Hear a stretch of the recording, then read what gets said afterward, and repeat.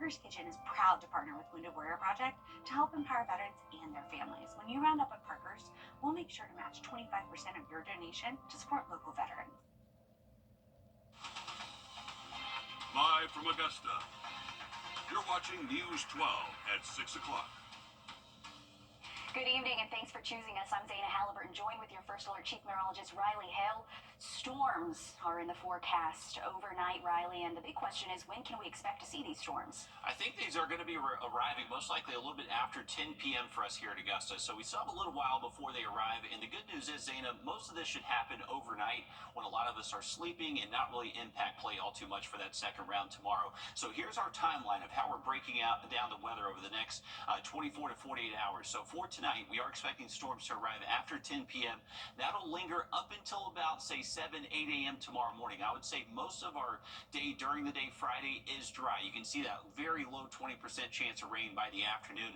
I think the bigger weather story for your Friday is going to be the wind. We're expecting some gusts up to around 30 miles an hour by the afternoon. Here's a current look at our radar network. We do have a severe thunderstorm watch highlighted in pink here. That does not include our 40, but not expecting them to be severe.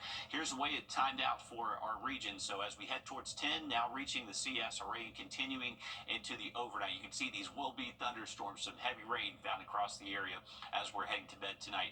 Much more on your Friday and weekend outlook in just about 10 minutes. The 89th Masters Tournament is officially underway here, and you couldn't ask for a better day for it. As you heard Riley talk about, wind is certainly going to be a factor. We're already starting to see the wind pick up just a little bit out here on the course. But again, tournament play now underway.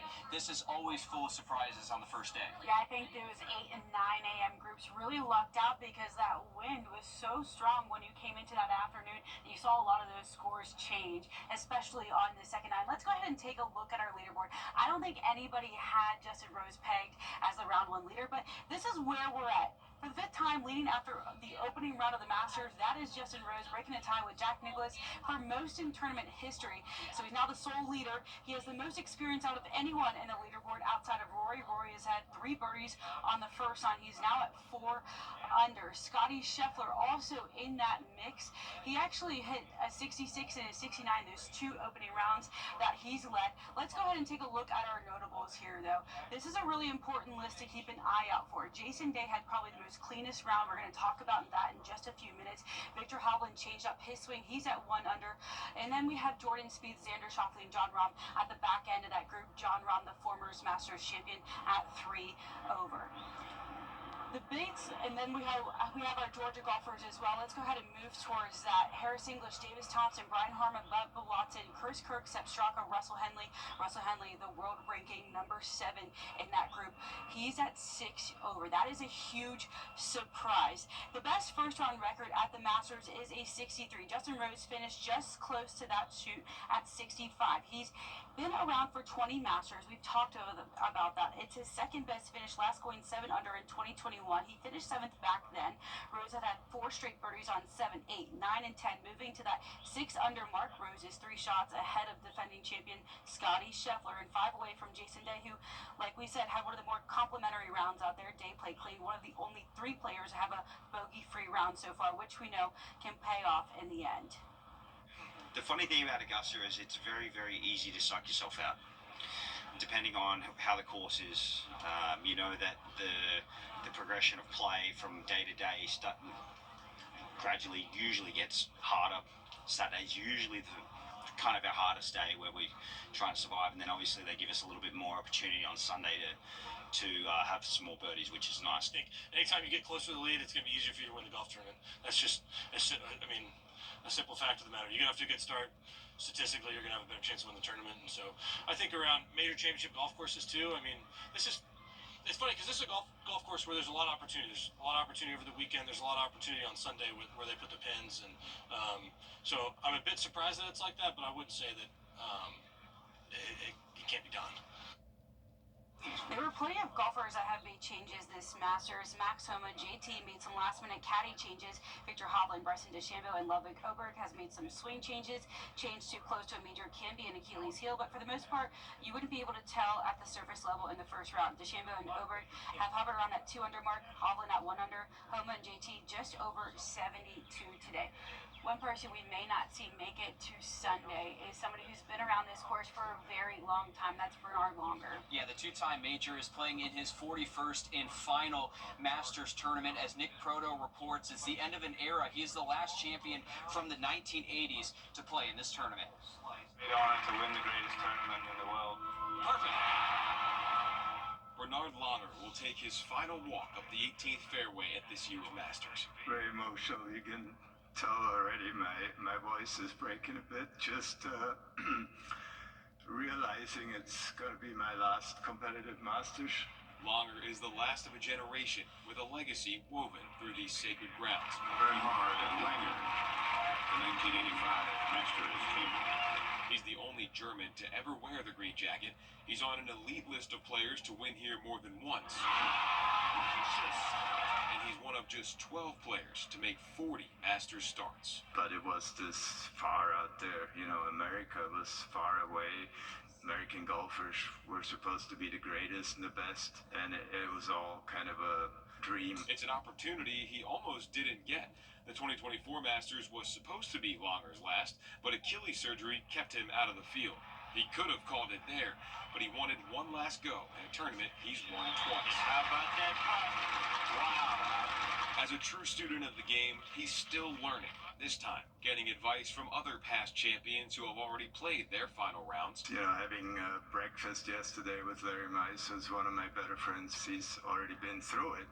I'll pick a few more people's brains. You know, I was hoping to talk to Sandy Lyle and Ian Woosnam and a couple of my other buddies who already said goodbye. Saying goodbye on one of golf's most challenging and revered courses. So like so many legends before, he's decided to call it a Masters career. It's gotta be emotional. So much history there. When we spoke 2 weeks ago, he said he wanted to give himself and the patrons one last moment to share together. I imagine coming up 18 and then seeing my wife and my kids and grandkids and, you know, hopefully get cheered on by the people. And you can bet they will. At Augusta National, Nick Proto on your side. If Langer makes the cut at 67 years old, and we're all rooting him to do so, he will become the oldest to do so. He will hold that record. It was a record that he did hold until Freddie Couples broke it in 2023. We know how good Freddie has done today. He had an eagle on 14. When we asked Langer if that was something that he was aiming to do this year, he smiled and he says that's always the goal, right? He's got a little work to do. He shot 2 over and he's right below the top 50 right now. Well, another guy we're keeping our eye on, Rory McIlroy, going for that elusive Grand Slam title. Just about every patron that I talked to today said that they were rooting on Rory McIlroy. The 2 names that popped up, of course, was Rory, but also Scotty Scheffler. But as your Meredith Anderson reports today, Rory got 3 big votes of confidence before he even made it to the first tee. The honorary starters have a combined 11 green jackets, and this morning I asked them who will be wearing green on Sunday, and they all had the same answer: Rory McIlroy. The moment came just after Jack Nicklaus, Gary Player, and Tom Watson kicked off the 2025 Masters with their ceremonial tee shots. When I asked who they wanted to win and who they think will win, all 3 had the same answer for both questions. Jack Nicklaus said he had lunch with Rory last week, and Rory went over how he plans to play the course, shot by shot and hole by hole. Nicklaus said he wouldn't change a thing.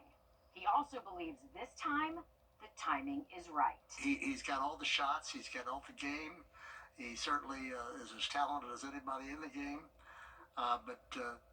You know, if you go back and see his history in the last few years, he gets to a place a lot of times, all of a sudden an 8 or a 7 pops up, and you know that keeps him from getting to where he needs to go. Nicklaus did tell me that Scotty Scheffler will give Rory a run for his money, and a patron today did say his idea of a perfect Sunday pairing would be Scotty Scheffler and Rory McIlroy. He said he would love to see them both walking up 18 neck and neck on Sunday for a dramatic finish.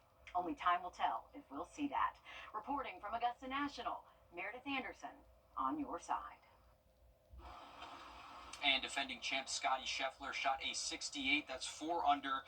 Rory right now is 2 under through 15. But get this, by the way, Rory's best finish here at the Masters is when he came in second in 2022 to no other than Scotty Scheffler, of course. Well, making history at the Masters before the tournament even started today. 8 lefties are teeing it up at this year's Masters tournament.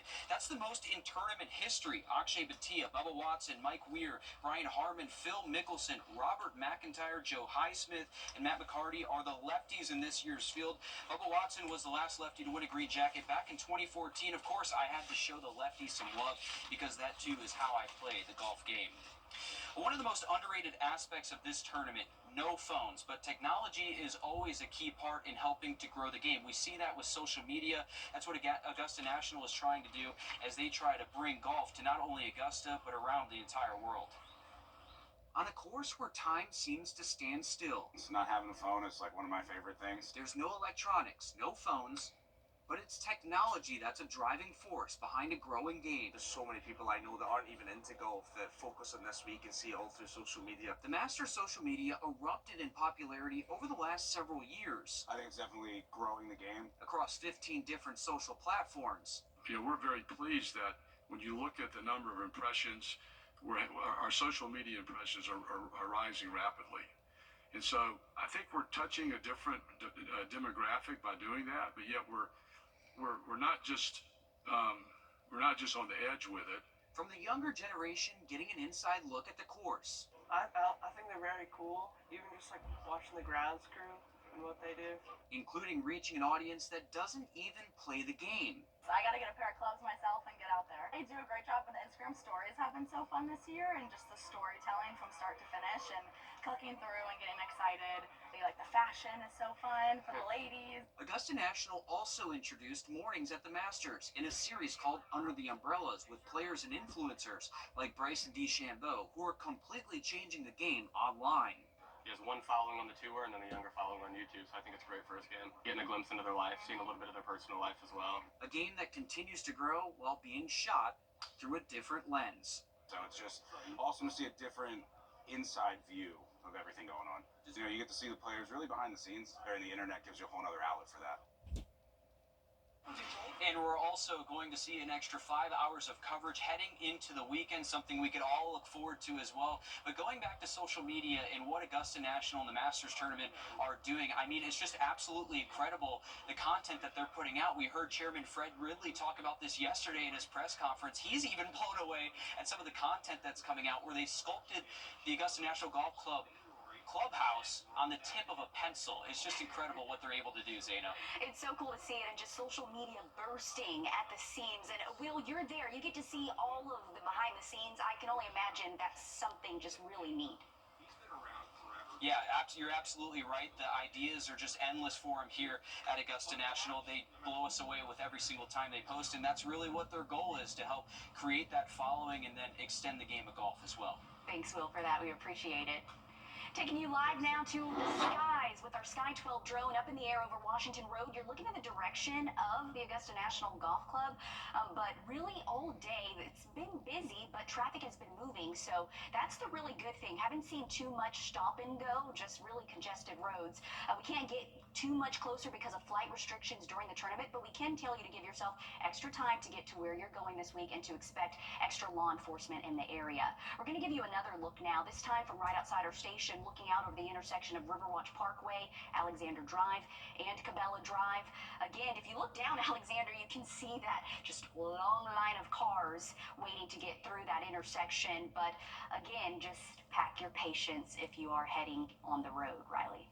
Definitely so, and plenty of sun out there right now, but we are tracking thunderstorms that show up later this evening, last into the overnight, but looking mostly dry as we head into the second and final rounds. Much more in the forecast just after the break. Time and Temp, brought to you by your First Alert weather team. The weather, it's something that affects us all every day, from sunny to severe and anything in between. This is why we First Alert. We're starting a movement. And you did. Hey, Georgia, have you you heard the news? The state's hands-free law is saving lives. But more lives can be saved if everyone would put down their phone when they are behind the wheel. And if you don't comply with the law, Georgia law enforcement officers have a simple solution. Hands-free, or we will hand you one of these. Smartphones make our lives easier, but they can also put our lives at risk by taking our focus off the road. That's why the Governor's Office of Highway Safety reminds you to know when to hit send. We hate seeing people get injured in cars. Riley, the Augusta National Golf Club is far from the only course recovering after Hurricane Helene. We're going to have more on how the sport was reshaped in the CSRA after the break. First Alert Radar, powered by Jim Hudson Automotive Group. Augusta month with auto-pay and paperless billing. Wow. Tee times at golf courses across the CSRA began booking up months ago, just a few months after Hurricane Helene reshaped Augusta's landscape. Your Liz Owens paid a visit to a few of the more than 30 golf courses in our area. Each step into Palmetto Golf Club. This Bobby Knowles, his Walker Cup jacket. Is a step further back into golf history. Second from the right is Alfred Bourne, who was one of the founding members of Augusta. In fact, probably 2 or 3 of those people were members of Augusta. So if you like golf and you like history, this is the place to be. Yeah, absolutely. Palmetto Golf Club in Aiken was founded 50 years before Augusta National. The reason you're traveling to Augusta to see the tournament is a lot of the founding members at Augusta National were Palmetto members. Tom Moore spent more than 3 decades as the director of golf here at the country's oldest original operating 18-hole golf course. 6 months ago. We had about 150 trees down, but not many of them were in play. Hurricane Helene nearly rewrote history here. When you came out here and you saw the damage, what went through your mind? We got a big mess to clean up. Yeah, well, in some areas we're still working on cleaning it up. The clock was ticking here and for the 30 other clubs in our area. I mean, it was a lot of tree damage, but the biggest thing was debris. Robert Pageant is the golf course superintendent for the Reserve Club at Woodside. It was usually just an average of about 10 trees a hole. But despite the odds piled up against them, as soon as you got it open, were people here? Oh, yeah. Augusta's golf community hit a hole-in-one. Any tips for anybody that wants to come out here and play? Keep it under the hole. Because if you knock it over the green, it's going to be a long day. Proving champions are made both on and off the green. And it's nice to see so many golfers supporting our local golf courses even after Helene. They were ready to play. Plan ahead if you want to book a tee time for next year. Palmetto Golf Club books up by Super Bowl. Riley. Those tee times go quick this time of year for sure. All right, take a look at our 3-degree guarantee brought to you by Tub Doctor. Our forecast 76, actual high 77, $50 more heading towards the Boys and Girls Clubs of Greater Augusta. Now look at your 7-day forecast coming up. This year, don't settle for less than a hot dog. Baby.com. Click, click. If one of these bad boys crashes into you, their insurance company is going to try to settle with you quickly, but for a lot less. I'm attorney Ken Nugent, and this is my outstanding team. Hi. We're known for moving pretty quickly ourselves. Getting your money fast is crucial for your recovery, so we go for the maximum settlement possible. Faster. How fast, you ask? One call, that's all. Call Ken.com. It's payback time. Some moments are too perfect for words. A love so true. A night so magical. At Windsor Jewelers, we help you find the ring that tells your love story. A ring as timeless as your forever. Because when the moment is right, only the perfect ring will do. Windsor Jewelers, where forever begins.